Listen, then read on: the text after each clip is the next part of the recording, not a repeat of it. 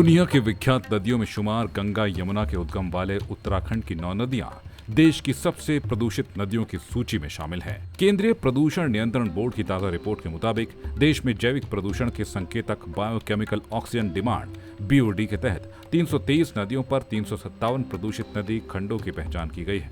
यानी नदियों के अलग अलग हिस्से। इन प्रदूषित नदी खंडों में उत्तराखंड की 9 नदियां शामिल हैं। आपको बता दें, इनमें मोथरोवाला से रायवाला के बीच बहने वाली सुसवा, काशीपुर से गरुवाला के बीच बहने वाली ढेला, काशीपुर से राजपुरा तंदा के बीच बहने वाली भेला, किच्छा के साथ बहने वाली किच्छा, डीएस पंत नगर के साथ बहने वाली कल्याणी, हरिद्वार से सुल्तानपुर तक गंगा, सुल्तानपुर से पट्टी कला तक कोसी, सितारगंज के साथ नंदौर, रुद्रपुर के आसपास पिलखर सबसे ज्यादा प्रदूषित नदियों में से एक है। इन नदियों में सबसे अधिक प्रदूषित नदी देहरादून में बहने वाली सुसवा नदी है। रिपोर्ट के मुताबिक राज्य की सुसवा नदी मोथरोवाला से रायवाला के बीच सबसे अधिक प्रदूषित है।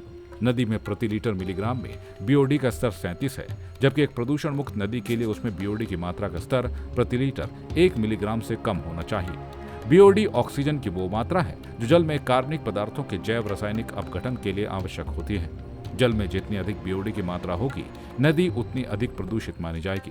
उत्तराखंड की राजधानी देहरादून से होकर गुजरने वाली सुसवा नदी का पानी किसी को भी कोमा में पहुंचा सकता है। प्रदूषण नियंत्रण विभाग की ओर से की गई सैंपलिंग में ये चौंकाने वाली बातें पहले ही सामने आ चुकी हैं। इस नदी के पानी में मैग्नीशियम, कैल्शियम से लेकर डिजॉल्व ऑक्सीजन की मात्रा 2 गुनी से अधिक हो चुकी है। विशेषज्ञों के मुताबिक इतनी मात्रा में प्रदूषण होने से इस पानी की जद में आने वाला व्यक्ति कोमा तक में जा सकता है। नदी के आसपास रहने वाले अधिकांश लोग कैंसर जैसी भयानक बीमारी की जद में आ चुके हैं। बहरहाल 2025 तक उत्तराखंड को अग्रणी राज्य बनाने का ऐलान करने वाली प्रदेश सरकार के सामने इन नदियों को भी प्रदूषण मुक्त करने की चुनौती है। जो राज्य अपनी स्वच्छ आबो हवा के लिए जाना जाता हो और देश की सबसे अधिक प्रदूषित नदियों में उस राज्य की 9 नदियां शामिल हो जाएं, तो मामला बेहद चिंताजनक है। जय भारत टीवी के लिए हेमभट्ट की रिपोर्ट।